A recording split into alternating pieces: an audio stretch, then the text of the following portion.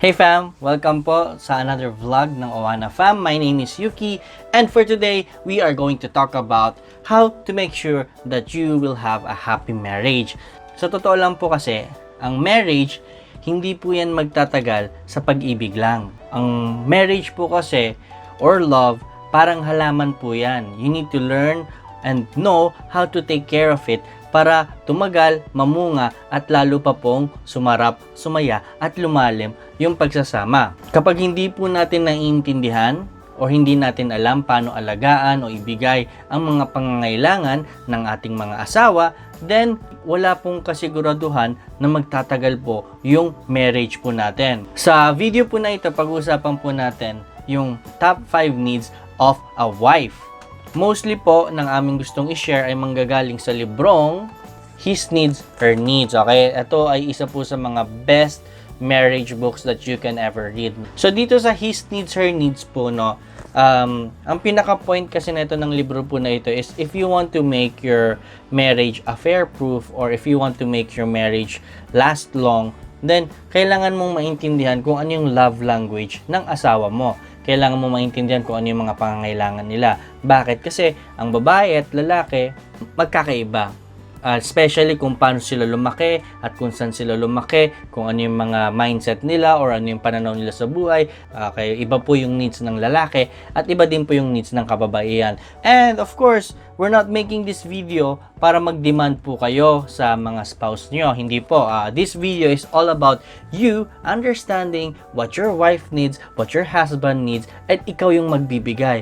Hopefully, no, hindi nyo gamitin yung matututunan nyo dito para mag-demand, pero you would use whatever you would learn from this to talk it out, to get a better understanding of one another, to lessen yung mga quarrels na hindi na kailangan. Number 5 po sa top 5 needs of a wife from a marriage is family commitment from their husbands.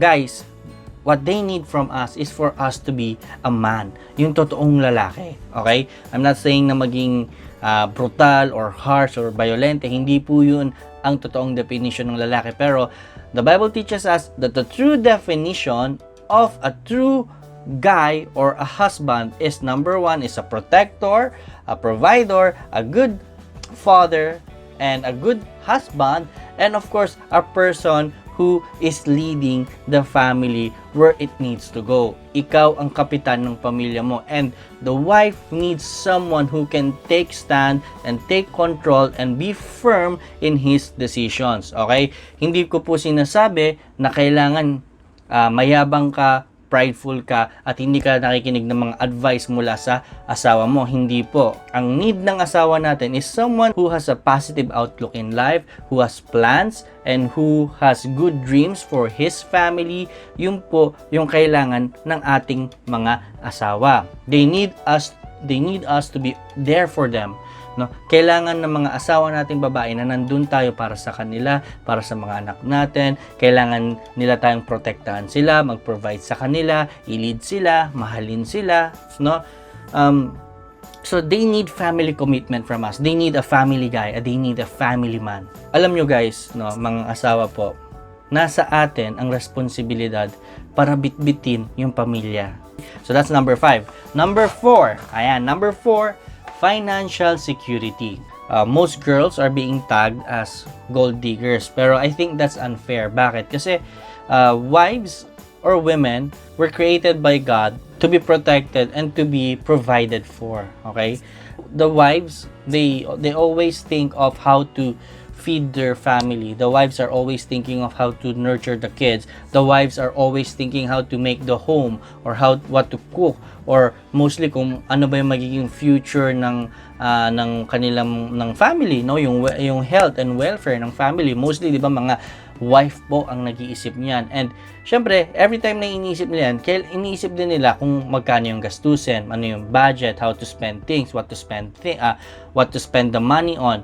So, natural lang na maisip ng mga kababaihan yung financial security. They need financial security from us, mga kalalakihan. And if we are not being able to provide their financial security, then they would feel bad, they would feel sad, they would worry a lot, they would be anxious, you know, Kung ang mga kalalakihan hindi masyado nagwo-worry sa mga ganong mga bagay, well, wives, they worry about those things, no? And it's not because they are weaker, pero hindi, because they are homemakers, no? May mga pusong nanay sila eh. And that's they need to have that kind of emotion, and kailangan meron silang ganong klaseng outlook in life para maalagaan yung pamilya. So it's natural for women to look for husbands that can provide for them, and that doesn't mean that it's bad, okay? It's just who they are. It's just what they need in life, no? Yun yung isa sa mga love language nila, eh, no? If you are able to provide for them, then they feel love. So it's best, no? It's best to be realistic. It's best to talk about your financial goals, financial plans with your wife, and make sure na it's realistic, and make sure that you're on the right path, no? Let her feel that that secure kayo. Let them feel, let your wife feel na wag siyang mag-alala, dahil talagang gagawin mo yung best to provide for her. And if you are having trouble, if you are having problems in providing for your family, then talk it out with your wife. No, sa panahon naman natin ngayon, uso na naman yung nagtatrabaho yung both yung magulang, okay? Number 3, honesty and openness, okay? So honesty and openness, this is also important for the wives. Bakit po? Kasi unang-una sa lahat, women are created more emotional than husbands. Whenever we are open with them, whenever we tell them the truth, and whenever we tell them about everything sa buhay natin, parang nafe-feel nila na mahal natin sila. Nararamdaman nila na, uy, itong tao na to, he is making time to tell me about his day. Whenever we are honest with them, whenever we are open with them, and whenever we share to them yung mga talagang sa loobin natin, masaya sila doon, no? And then minsan, wag tayong magalit po, wag tayong mainis kung kinukulit po tayo ng mga asawa natin, kung kamusta yung araw natin, no? Or kung anong ginawa natin sa araw na to, or kung talagang tanong sila ng tanong how we are, anong iniisip natin, because for them, that's how they want to connect with us. That's the reason why they want us to be honest and open with them, no? Huwag tayong mainis, huwag tayong magalit whenever they kinukulit nila tayo sa mga ganun bagay, kasi yun yung love language nila eh. And whenever they feel they are connected with us, they feel love. Whenever we make time for them, they feel love. That's important, no? So bilang mga asawa, no, let's make time for them. Let's make the effort, no? Alam ko na this is not usual for us. Yung ganun yung mag-asawa, ganun yung kasal.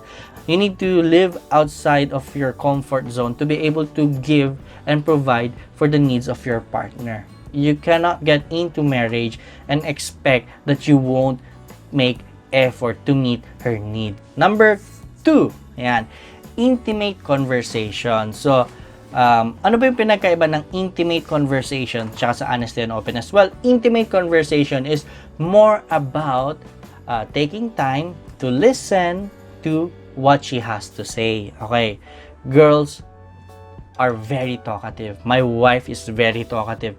Minsan, yung kwentong kinuwento niya na sa isang araw, ikukwento niya ng 4 o 5 beses. That's crazy. Pero for them, being able to connect with us, talk with us, have that intimate conversation with us, able to share what they are feeling, or being able to share what they have gone through all throughout the day, feel nila na importante sila, no? Kasi tayo, feeling natin importante tayo kapag kunyari pinaghahandaan tayo, no? We feel that we are loved. For them, no, isa yun sa mga love languages nila, isa yun sa mga nagpapasaya sa kanila. Whenever we take time and make the effort to put down everything, to stop whatever we are doing, and just talk with them, just talk to them. Yung titingnan mo sila sa mata, tatanungin mo sila, how are you? How have you been doing? These things, it really touches them.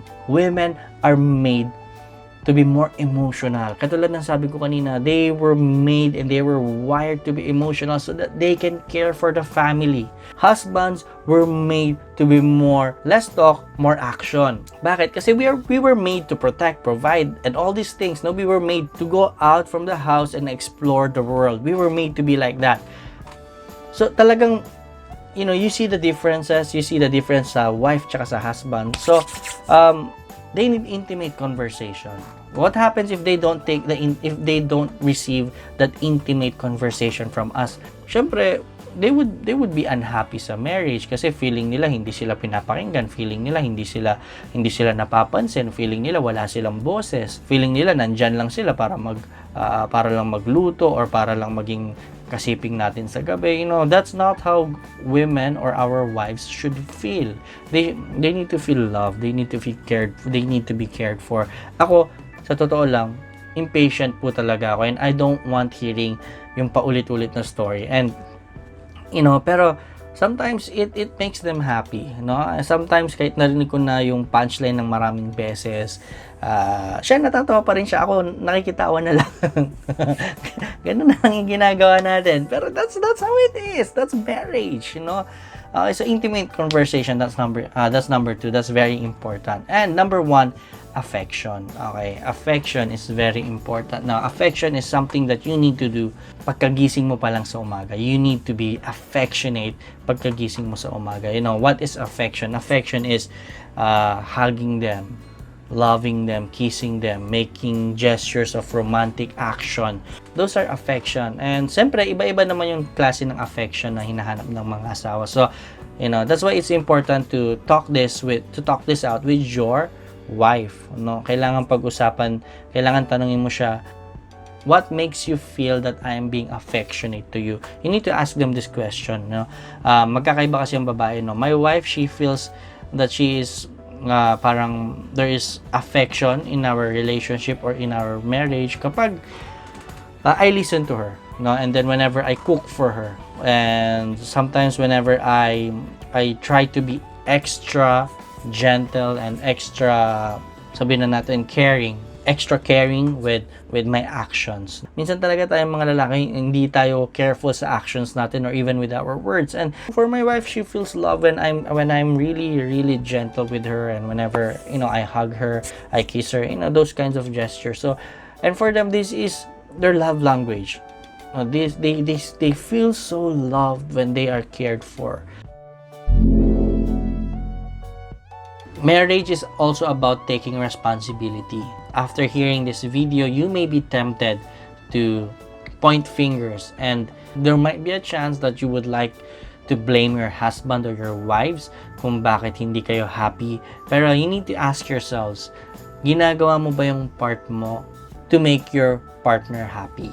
I think that's the biggest question that we need to understand, sa pag-aasawa. Are you ready, and are you willing, and are you doing what needs to be done to give your partner the best marriage possible? If you want to work out your marriage, you want your marriage to last, you want your marriage to be happy, then my advice is stop demanding for what you need and trust God and just give what your spouse needs. I think that's very important.